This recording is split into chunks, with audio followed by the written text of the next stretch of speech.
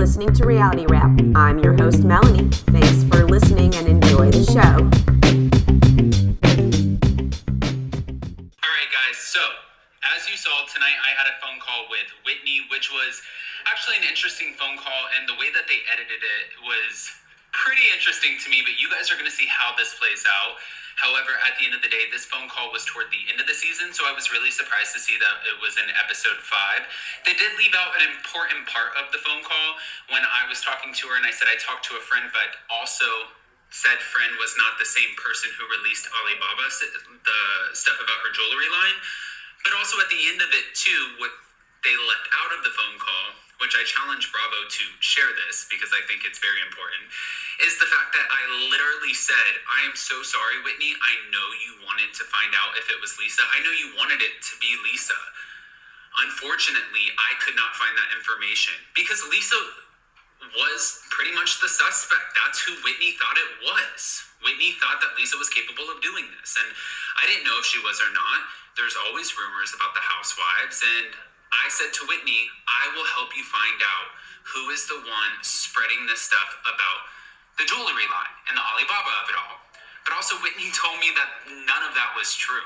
So there's more. Keep watching. And yeah, it was fun to make a little cameo, but keep your eye out. Hey guys, thanks for tuning into Reality Wrap. Today I'm going to be recapping last night's episode of The Real Housewives of Salt Lake City, Season 5, Episode 5. So that clip that I just played was from Up and Adam, who we saw last night on the phone with Whitney. And it was interesting because he was saying in his clip that the way it was depicted last night, they made it sound like he had spoken directly to the person who released the information about Whitney's jewelry being from Alibaba. Now that person, as we all know, is Dana Wilkie. She did a YouTube on her channel from like 7 months ago. She was given this information from somebody's Finsta, which she believed came from a pretty legitimate source. She thought it was either a housewife or somebody very close to one of the housewives of Salt Lake City and felt like the information was pretty valid, and that's why she did this video. Anyway, she had done a bonus audio in her Patreon explaining all of this, where she had gotten this information from, and that she didn't believe that it was Lisa. So last night when I was watching this, I was like, oh, that's weird, because they're definitely saying that it's Lisa. But what they left out was Adam was not speaking to Dana. He was speaking to somebody else. And he had told Whitney, I wasn't speaking directly to the person who released this, which was Dana. I was speaking to another friend. And that was where all the questions came in. And that friend implied that it was Lisa. Now, in the Patreon chat last night, I asked Dana, is that how it went down? And she said, no, not at all. She's going to explain it on Sunday in her Patreon. But she also said that she did not believe it was Lisa. Whitney, I guess, was absolutely convinced that it was Lisa out to get her for whatever reason. And so she is somehow really bringing this narrative into the current season of The Real Housewives of Salt Lake City. And now, the way they're editing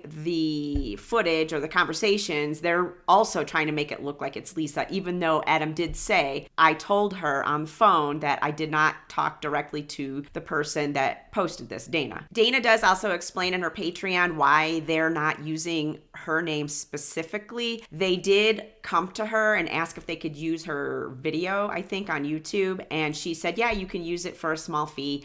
And then she never heard from them again. So that's why you never actually hear them say her name. They just keep saying that social media post and referring to that, which is her YouTube channel. It makes it kind of confusing that they don't ever actually use her name or the video where she's actually explaining this. Why they couldn't just pay her the small fee is beyond me, but that's what they chose to do. So it is kind of making this whole narrative a little confusing. All right, let's go ahead and get into the video. I'm going to give this episode a solid B+. I thought this was a really great episode. It starts out with Lisa trying to talk to her son, Henry, and he's playing video games and he's ignoring her. I 100% know how that felt when my son was growing up. Even to this day, when I try to talk to him and he's playing a video game. I mean, he's a little bit better, but when he was younger and he would play video games and I would talk to him, it was like, phew, nothing. He wouldn't answer me. Obviously, they put this in there because of what Heather is about to tell Lisa in this episode. We see Lisa meet up with Bronwyn. I think they're getting pedicures. And we find out that when Lisa and Bronwyn were on their way back from Milwaukee in the airport, Bronwyn made like a funny face and Lisa said, "Oh my God, you look like Gwen, your daughter." And Bronwyn's like, "Nobody's ever told me that my daughter looks like me. They always say that she looks like her father." And she pulls out a photo of Gwen's father. And Lisa gasps and says, "I know him. I know his parents really well." Bronwyn starts to explain to us how she got pregnant at 19. I think she told us this when we first met her daughter. Maybe not. Maybe I'm thinking of somebody else. But anyway, she was going to BYU, which is the Brigham Young University. It's the Mormon university. And when she found out she was pregnant, her and Gwen's father, we don't ever get his name, obviously they're probably for privacy reasons or whatever, went to his parents and told them, "Hey, we're pregnant." And they basically blamed her and said that she needs to go away, tell everybody she's going to study abroad, go have the baby, and then give it up for adoption, and then you can come back. Of course, she wasn't going to do that. And so she realized after they had left his parents' house that she was in this all alone. He told her he was not going to be involved. I guess her parents were also really upset over the whole situation. And she says that this caused a big strain between her and her mother. After the baby was born, I guess her father had actually reached out to Gwen's, this is confusing, Gwen's father's parents, because we don't have their names, and told them, "Hey, you have this baby, this grandbaby now." And they never responded to that. She's been waiting 18 years to hear back from them. Lisa tells her that she had actually met with Gwen's grandparents on the father's side. She was telling them what happened. I think it was his mother. And she said that she thinks it's time and that she really wants to be in Gwen's life if she wants them to be. Bronwyn tells her Gwen really wants to know about her father, understandably, and that is up to her if she wants a relationship with them. But obviously it's going to be very hard for me to watch them get close when they treated me so badly. I can only imagine what is going through poor Gwen's mind. I mean, I assume that Bronwyn cleared all this with Gwen before obviously filming all of this, but I would imagine it's got to be hard to be kind of reconciling your feelings as a young girl, 17, I think she's 18 now. You never got to meet your father. He basically chose not to be in your life, and then he dies when you're 2. So now you're never going to get that opportunity to meet him. You never met his parents, the grandparents, and now all of a sudden they want to come back in. And she has to reconcile all this while her mom's filming a reality TV show. I can only imagine. It's got to be hard. And she's a very brave girl to allow this to be filmed. We're now with Whitney, Heather, and Britani. They all meet up to go skiing. I have to say, now that I'm back in Colorado, I used to ski like a long time ago. And now that I'm back in Colorado, I really want to go again, but I'm kind of scared because I have not been skiing probably, oh my gosh, in like 13 years. And the thought of if I were to fall down and hurt myself in any way and have to be out of commission for any period of time, I don't know if I'm willing to risk it again. Maybe I'll start out like doing lessons, or I'll go on the super easy kiddie hills until I get better. Anyway, Britani shows them a video of all the flowers and a card that apparently Jared sent to her when she came back from Milwaukee. She tells them that she owes it to him to hear him out. Of course, these Heather and Whitney are like, "Oh my God, come on." Whitney tells her, it's really getting complicated because one minute we were all pro Jared and now we're not. Britani then has the audacity to bring up how Lisa was never pro Jared, and she thinks that Lisa is way too invested in her relationship with Jared. I cannot with this woman.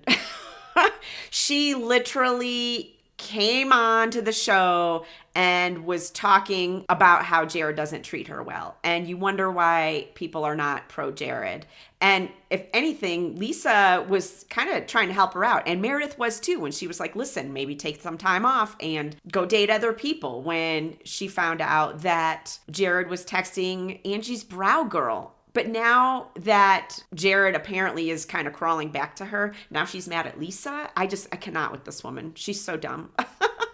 Whitney tells them that she is also upset with Lisa right now because back in the hotel room in Milwaukee, they called to let her know that they found a prism box with a necklace inside of it, and it was found in the room that was Lisa's. Here's the thing. I was going hard for Meredith that night. Why are you talking about my business? But Lisa told Meredith about it.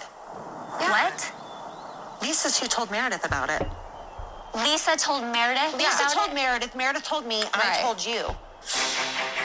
But, like, it's more than the business stuff. It feels like you're taking it really personally. Because I feel like it is personal.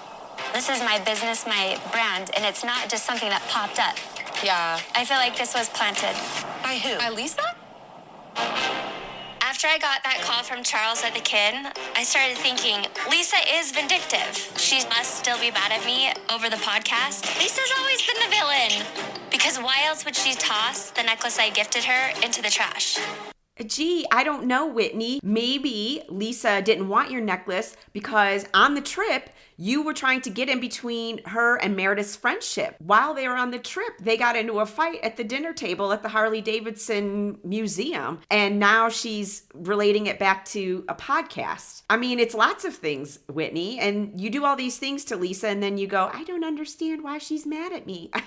I mean, hello. Over at Mary's house, we see her talking to her son, Robert, who seemed like he was either sleeping or maybe he was on something. I don't know. But she tells us in her talking head that she wants him to get a job, but he's not in a good place right now to get one because of his lifestyle. As we all know, Robert Jr. went into rehab over the summer because he had failed a drug test that he was ordered to take stemming back from a DUI charge from May of 2022. When he took this test, he tested positive for cocaine, fentanyl, and THC. And that is like super scary that he had fentanyl in his system because there have been so many overdoses from that. Even the tiniest amount of fentanyl can kill you. And the fact that he had that in his blood system is really scary. He's not very old. I think he's like 18 or 20 years old. So I can only imagine what Mary's going through right now with her son. Angie goes over to Mary's house to pick her up. They're going to go to a dance class. And Mary has something with smells. She gets in Angie's car and says,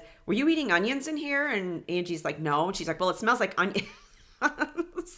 I was like, oh my God, what is with her and smells? First, we have Jen Shaw smelling like hospital. Then we have her father who's smelling Jeffrey Dahmer's bodies. And now we have onions in the car. Anyway, so at the dance class, they see one of Heather's daughters there. So they say hi. After the class, they are talking about the trip.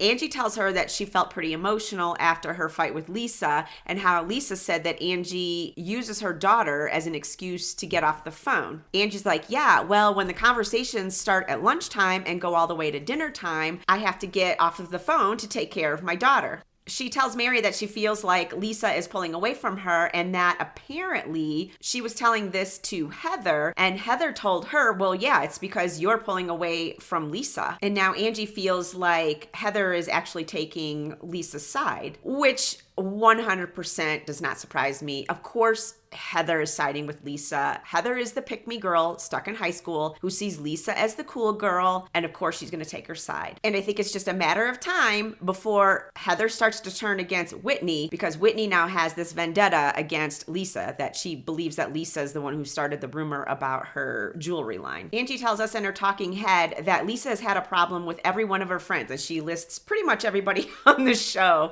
and now she has a problem with her. I mean, she's not wrong. Lisa does seem to have had a problem with everybody on the cast at one point or another, but I do feel like we could say that about a couple of ladies on this show. Whitney's definitely had her share of problems with people. She's had a problem with Heather. She's had a problem with Meredith. She's had a problem with Mary. Meredith has also had problems with a lot of the people on this cast. I had to laugh when they put up the list of all the people that Angie listed, and they had Monica on there, and I was like, literally all of you had a problem with Monica. You refused to film with her for this season and threatened that if she came back, you guys were going to quit. So I don't think really you could put her on the list. Heather and Lisa meet up at a salt cave. Heather tells Lisa that she feels like Angie is changing the terms of their friendship and that Angie is purposely challenging Lisa. I mean, wow, Heather, can you be up Lisa's ass anymore? Lisa agrees and says, you know, it feels really shitty. Heather tells her that after the night at Harley-Davidson, she went into Angie's room to talk to her and that Angie was saying really shitty things about Lisa. I think the biggest thing that hit me last night was Lisa saying that I'm not a good friend. And then for her to bring up that I hang up with her because I use, I've got to go, Electra needs me, or my daughter does need me. She needs a present mother. Like, I don't let her sit. No, I mean, we see each other all the time. 2 in the morning. So I can, like, leave the computer as a babysitter. Oh, wow. She's talking about my parenting? I'm like a great mom. What is she talking about? It felt like a dig. It felt like a that dig. sounds like a big That dig. Electra requires more than Henry, and you don't understand that. And she can't take time away from Electra to be your friend. You know what? If I'm a shitty mom, my kids are doing pretty good for having this shitty mother. I'm going to have to agree with Heather and Lisa here. That was really shitty of what Angie said about Lisa parenting her youngest son, Henry, and just letting him sit and play video games all day long. Now, I get it. Lisa had made a comment about how she uses Electra to get off as an excuse to get off the phone with Lisa, but I wouldn't say that's a direct dig on Angie's parenting style. It was actually a dig on Angie's friendship style with Lisa, that she uses as excuses to get off the phone with Lisa. This was a direct insult to Lisa. And we also know why now the Bravo editors showed that clip at the very beginning of this episode of Lisa trying to talk to Henry while he was playing video games and he was not answering her. That was very shady, Bravo. We now get the scene of where Whitney and Justin are driving their daughter to soccer practice, and while they're in the car, Whitney gets a phone call from Adam, from Up and Adam. Hello? Hey. Hey, how's it going? Oh my God. So, I was calling you because I didn't realize that it was somebody that you're close to who was putting this information out.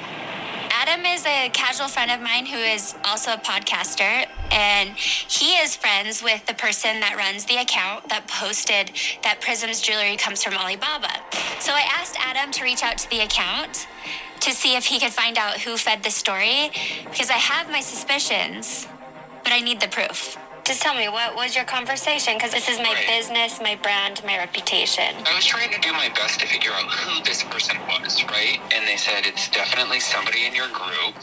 And I said, can you tell me who it is? They said, well, I can't tell you who it is, but you can ask me questions. And I said, does this person have a jewelry brand? They said, no. I said, does this person have a beauty brand? They said, no.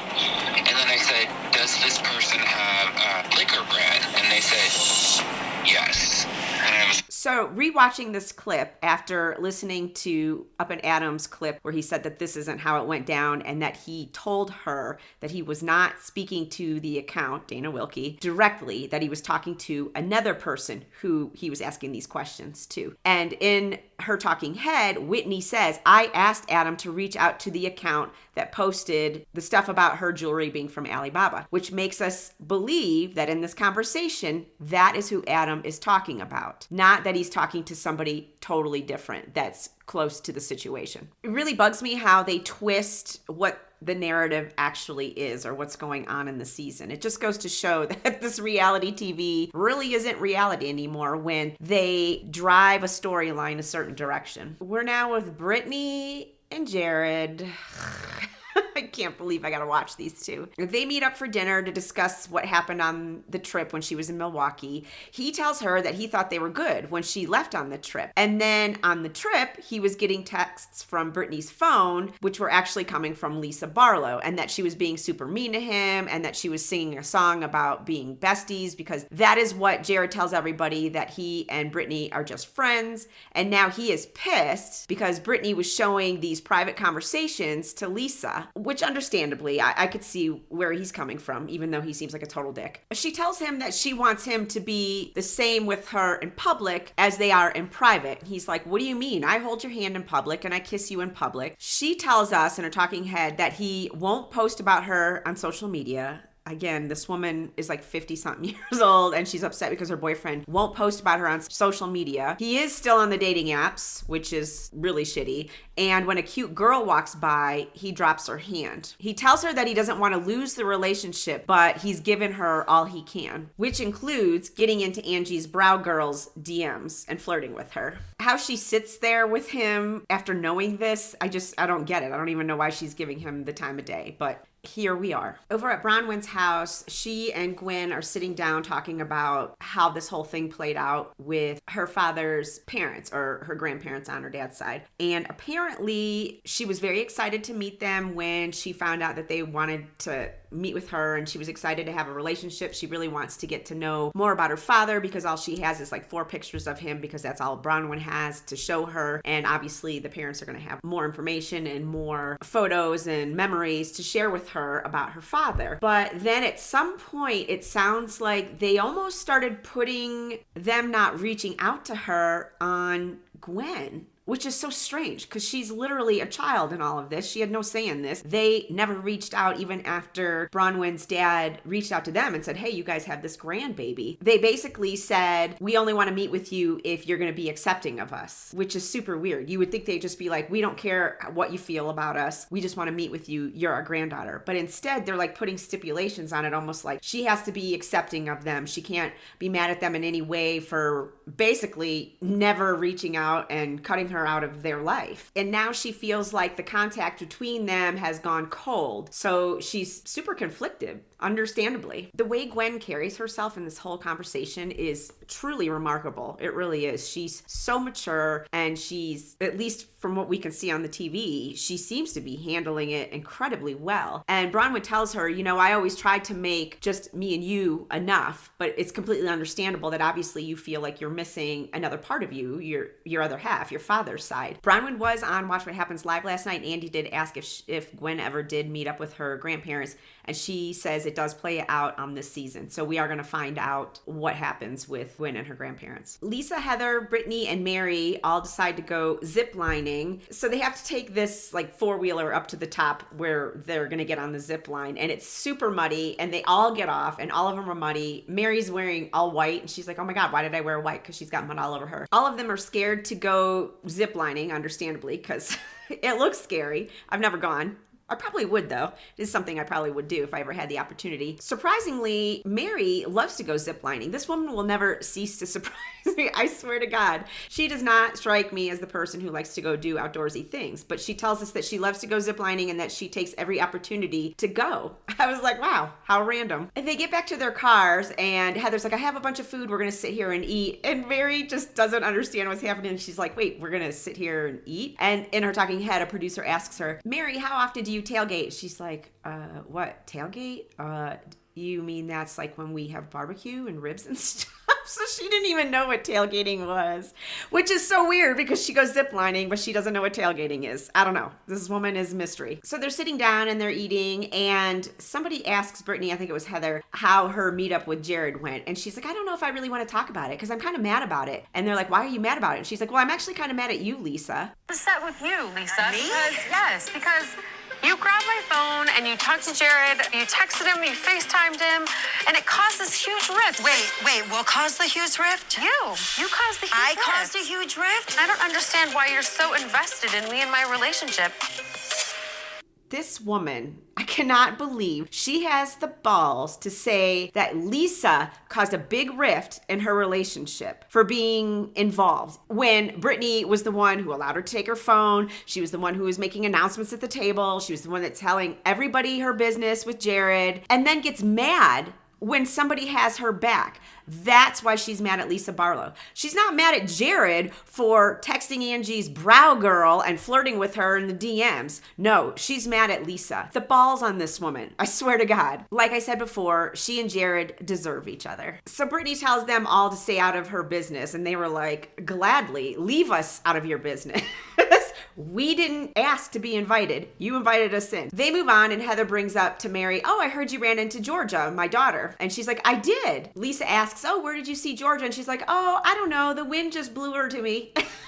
I was like, what? That is like the weirdest answer. The wind just blew her to me. And she was being very secretive as to the fact that she was at this dance class, obviously, because she was with Angie. And I guess she didn't want to let them know right away that she was with Angie. But eventually she tells them, I was at a dance class with Angie. And Lisa's like, oh, you're with Angie? And she's like, yeah. She goes, oh, I haven't talked to her since we got back from Milwaukee. And Mary goes, and why is that, Lisa? Are you upset at her? And Lisa says, well, when we were in Milwaukee, she wasn't being a very good friend to me. And then I found out that she was saying that I was a bad mom behind my back. When Heather told me, I cried. Well, why didn't you contact her and ask her? Did she? I don't need. She can call me and tell me what her new If issue you is with cried cried me. about something that somebody said, you addressed them. I think not she cried anyone because else. well, I don't know why you cried. I felt like it took you by surprise. I was shocked. That she would say something. She I was also shocked. feels like that you champion Lisa. Like I do champion Lisa.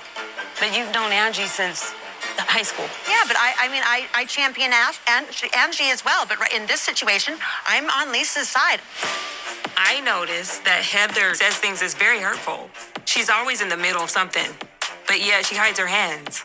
She'll say stuff, but then she's standing there like she's the innocent one. You've been knowing Angie way longer than any of us. It doesn't mean I don't love and support Angie as a person and as my friend. I think Angie's just kind of taken Lisa for granted, and she's kind of in this mode where she feels like she wants to change the terms of their friendship, but she hasn't really informed Lisa of how that's going to happen, and she's just critical and snarky. That's kind of two-faced, Heather. I don't feel like it is. I would say everything I'm saying right now right to Angie's face. Oh, God, here we go. My thing is with you, I feel like you leave a trail of lies.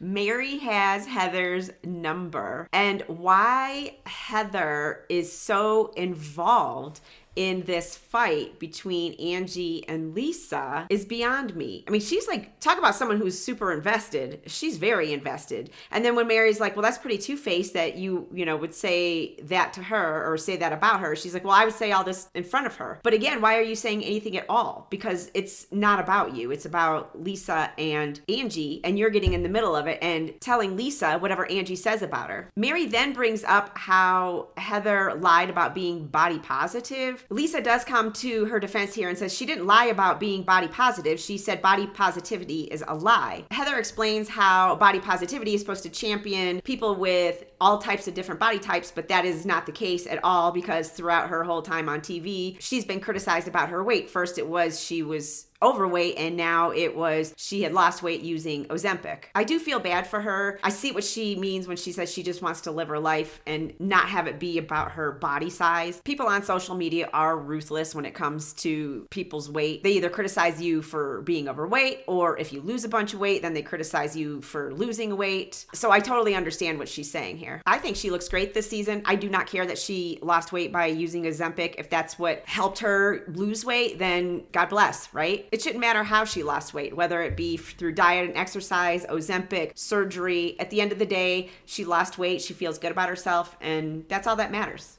It's her body. Next week, it looks like Angie has an anniversary party for her and Sean, but the theme of the party is mob wives. I'm not sure how that relates to an anniversary, and I'm sure Sean is super thrilled about it. And then we also see where it looks like Whitney and Lisa get into it, and then we see Lisa yelling at Justin, basically saying that his wife is a liar. So it definitely looks like next week's going to be a good episode. All right, guys, I'll talk to you next week. Have a great weekend. Bye.